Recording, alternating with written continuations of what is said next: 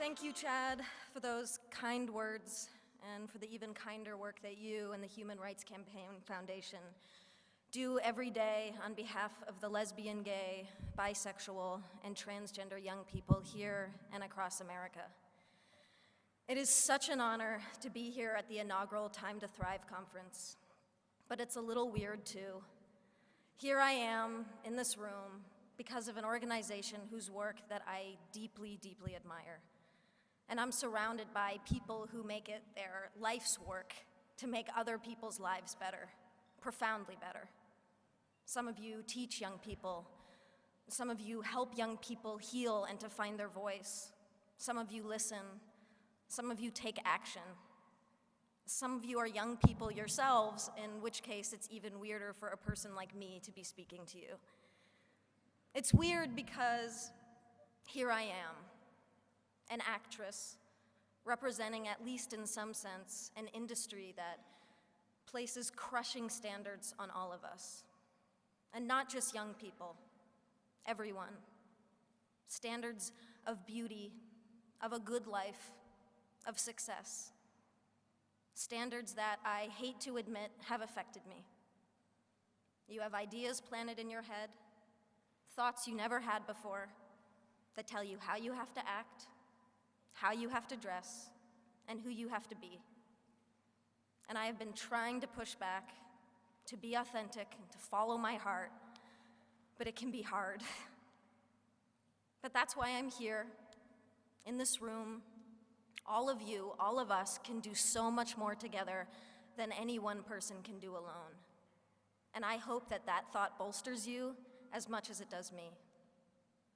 I hope that the workshops you go to over the next few days give you strength, because I can only imagine that there are days when you've worked longer hours than your boss realizes or cares about just to help a kid who you know can make it. Days where you feel completely alone, undermined, or hopeless. And I know that there are people in this room who go to school every day and get treated like shit for no reason.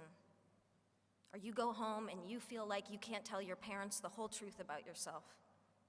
And beyond putting yourself in one box or another, you worry about the future, about college, or work, or even your physical safety. And trying to create that mental picture of your life, of what on earth is going to happen to you, can crush you a little bit every day.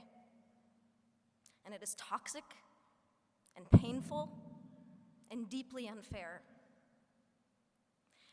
And sometimes it's the little insignificant stuff that can tear you down.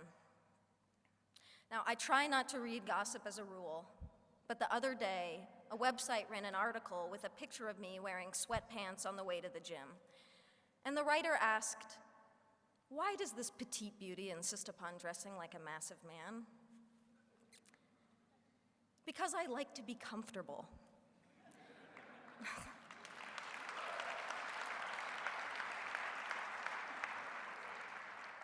There are pervasive stereotypes about masculinity and femininity that define how we're all supposed to act, dress, and speak, and they serve no one. Anyone who defies these so-called norms becomes worthy of comment and scrutiny, and the LGBT community knows this all too well. Yet there is courage all around us. The football hero, Michael Sam, the actress, Laverne Cox, the musicians, Tegan and Sarah Quinn, the family that supports their daughter or son who has come out. And there is courage in this room, all of you. And I'm inspired to be in this room because every single one of you is here for the same reason. You're here because you've adopted as a core motivation the simple fact that this world would be a whole lot better if we just made an effort to be less horrible to one another.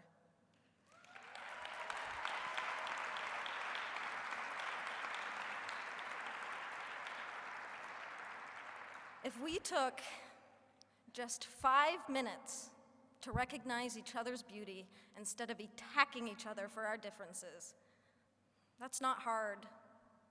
It's really an easier and better way to live. And ultimately, it saves lives. Then again, it can be the hardest thing, because loving other people starts with loving ourselves and accepting ourselves. And I know many of you have struggled with this, and I draw upon your strength and your support in ways that you will never know. And I am here today because I am gay. And because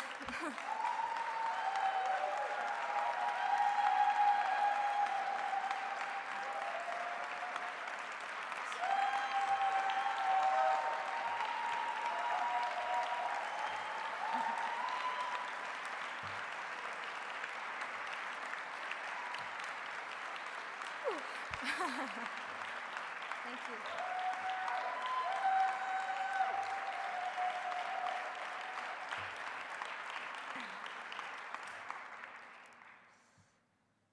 And because maybe I can make a difference to help others have an easier and more hopeful time. Regardless, for me, I feel a personal obligation and a social responsibility.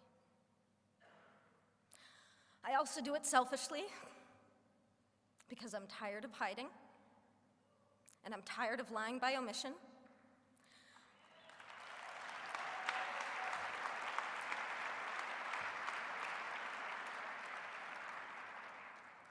I suffered for years because I was scared to be out.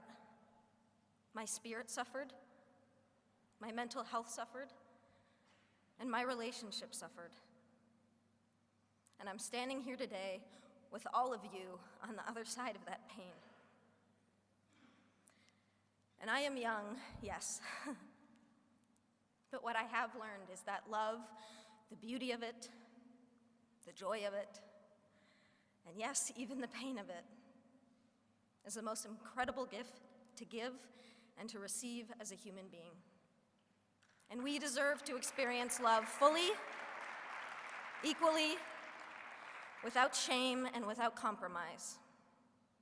There are too many kids out there suffering from bullying, rejection, or simply being mistreated because of who they are. Too many dropouts, too much abuse, too many homeless, too many suicides. You can change that, and you are changing it. But you never needed me to tell you that. And that's why this was a little bit weird.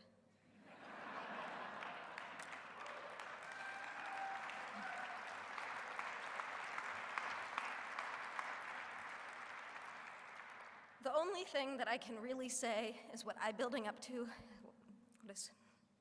is what I have been building up to for the past 5 minutes. Thank you. Thank you for inspiring me. Thank you for giving me hope. And please keep changing the world for people like me. Happy Valentine's Day. I love you.